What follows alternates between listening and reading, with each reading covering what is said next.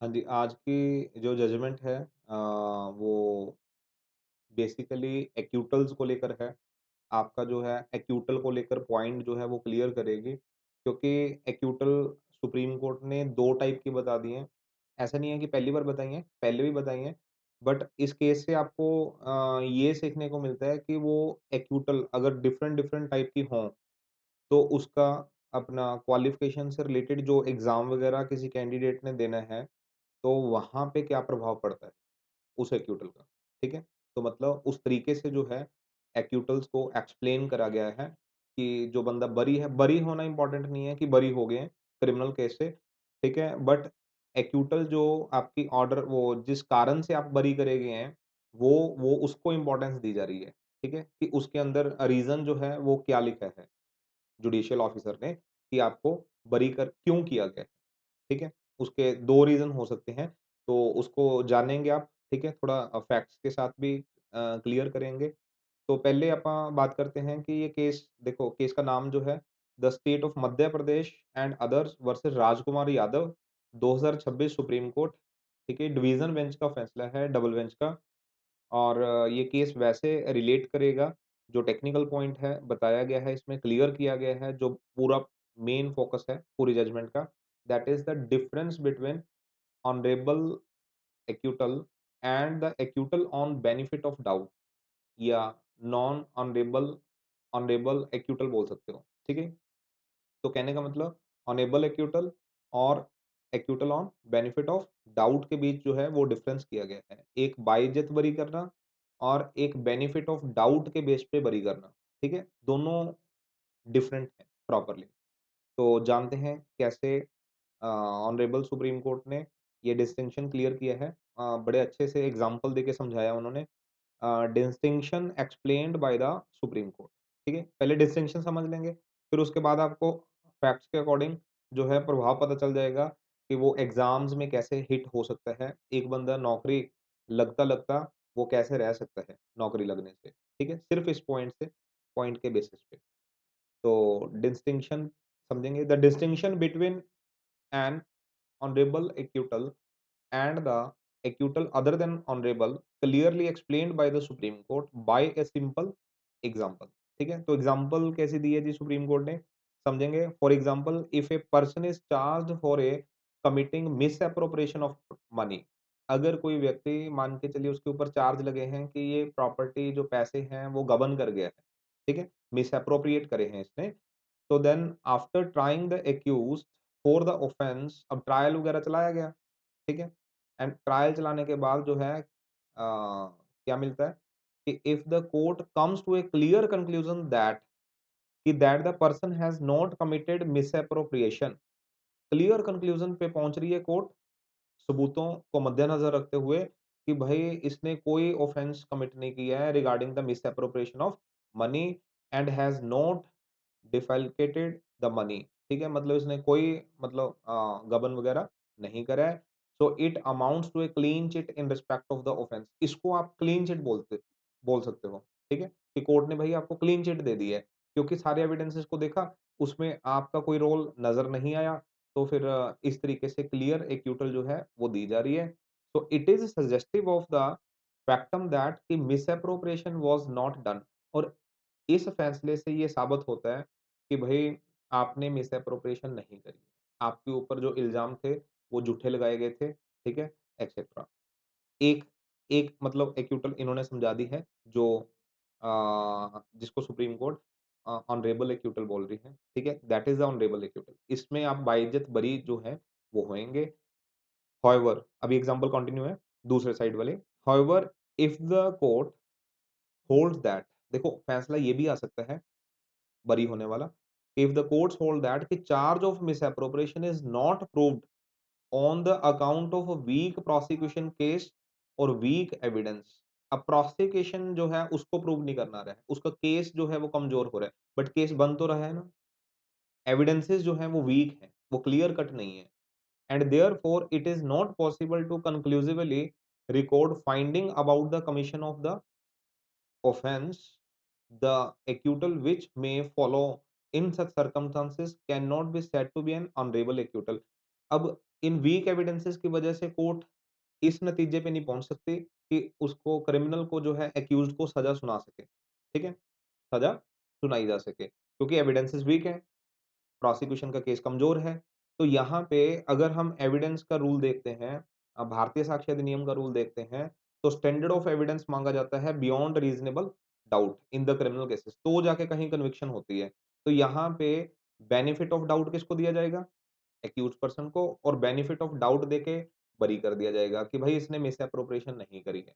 वो मिसएप्रोप्रिएशन नहीं करी है का मतलब ये निकल रहा है कि वो मिसएप्रोप्रिएशन का ऑफेंस प्रूव नहीं हो पाया, एविडेंसेस आनी स्टार्ट तो हुई थी, बट हमारे को 100% कोर्ट कह रही है, हमारे को 100% जो है वो क्लियर कट, ठीक है? नहीं पता चल पा रहा कि वो बंदे ने ऑफेंस करा है या नहीं करा है, तो हम एज़ पर रूल जो है बेनिफिट ऑफ डाउट देके इसको एक्यूट कर देते हैं। तो ये भी एक्यूटल है, but that acquittal is not honourable acquittal. तो ये ऑनरेबल एक्यूटल नहीं है। तो देखो बड़े एक ही एग्ज़ाम्पल से आपको दोनों साइड की एक्यूटल समझा दी है। हैं दोनों ही बरी, ठीक है? बट वो ऑनरेबली बरी हुए हैं, उसको क्लीन चिट दे रही है कोर्ट, और इसको क्लीन चिट नहीं है, ये सिर्फ़ प्रोसिक्यूशन के कमियों की वजह से जो है, ठीक है? केस कमज़ोर होते हुए देख के बरी किया गया, ठीक है? तो अब जानते हैं ये दोनों अलग-अलग क्यों समझाए हैं पॉइंट, दोनों एक्यूटल्स में फ़र्क कैसे आता है? तो फैक्ट्स एक बार जान लेंगे केस के। Rajkumar Yadav applied for the constable driver post in the MP police in 2016, ठीक है? इसमें रिस्पोंडेंट पार्टी है राजकुमार यादव। तो उन्होंने जो है अप्लाई किया था इस पोस्ट के लिए 2016 में। इन 2012, अब 2012 का उनका एक रिकॉर्ड है कि ही faced a serious criminal case of kidnapping या रेप एक्सेट्रा और कॉन्स्पायरेसी अंडर सेक्शन 363, 366, 366 ए, 376 2F, 120 बी आईपीसी, ये सेक्शन धाराएँ लगी हुई थी उस केस के अंदर 2012 वाले के ऊपर। और trial court acquitted him in 2014, trial court ने एक्यूटल का ऑर्डर सुनाया जी 2014 में, but only on the benefit of doubt, ये बात नोट करने वाली है। जो एक्यूटल हुई वो सिर्फ बेनिफिट ऑफ डाउट के बेस पे हुई, क्योंकि वहाँ पे प्रोसिक्यूशन से जो है वो प्रूव नहीं हो पाया properly case, clear cut evidence नहीं आ पाई, तो बेनिफिट ऑफ डाउट देके बरी कर दिया गया, ठीक है? तो ये उस तरीके से बरी नहीं किया गया है केस में, जैसे बाइज्जत बरी किया जाता है, तो नॉट क्लीन एक्यूटल बोल सकते हो इसको, या ऑनरेबल एक्यूटल तो नहीं है ये, ठीक है? ठीक है? नॉट क्लीन एक्यूटल या not honourable acquittal. So he honestly disclose the case in his affidavit. अब जब जॉब अप्लाई करनी थी एमपी पुलिस में कांस्टेबल ड्राइवर के लिए, तो वहाँ पे एफिडेविट में इन्होंने क्लियर कैंडिडेट ने बता दिया कि भई ऐसे-ऐसे केस हुआ था और मैं उसमें बरी हो गया, क्योंकि वो पूछते हैं उसमें फॉर्म में। Screening committee rejected his selection in 2017, screening committee ने रोक लिया, ठीक है? कहते हैं इसकी सिलेक्शन जो है रिजेक्ट की जाती है because of criminal antecedents, criminal record बोल रहा है, एंड मॉरल टर्पिट्यूड। तो ये एक मतलब हीनियस जो है ऑफेंस और कंडक्ट देखा जा रहा है रिस्पोंडेंट का। रिस्पोंडेंट जो है राजकुमार यादव, ये आगे हाई कोर्ट में अपील करते हैं इस ऑर्डर के। तो सिंगल बेंच जो है, सिंगल जज of the MP high court upheld the rejection. उन्होंने कहा कि भई ठीक है, ये रिजेक्शन जो करी है, क्योंकि देखो एम्प्लॉयर ने एम्प्लॉयी को रखना है, तो अगला ये तो देखेगा ही ना भी उसका जो कंडक्ट है वो किस तरह का है, बरी हुआ है तो क्यों बरी हुआ है, कौन से वाला बरी हुआ है, क्या क्लीन चिट वाला बरी हुआ है? तो यहाँ पे क्लीन चिट वाला बरी तो है नहीं, ठीक है? तो सिंगल बेंच ने भी ठीक माना स्क्रीनिंग कमेटी के रिजेक्शन को, फिर आगे अपील फर्दर करेगी division bench of the high court के पास, मतलब 2 जजों की पीठ के पास। तो division bench of the high court reversed it and ordered appointment calling the acquittal honourable. Division bench ने उल्टा कर दिया डिसीजन। डिवीजन बेंच ने कहा कि भई ये रिवर्स किया जाता है ऑर्डर सिंगल बेंच वाला, और अपॉइंटमेंट ठीक है कैंडिडेट को दी जाए क्योंकि जो एक्यूटल है वो ऑनरेबल एक्यूटल है। ठीक है? ऑनरेबल एक्यूटल है।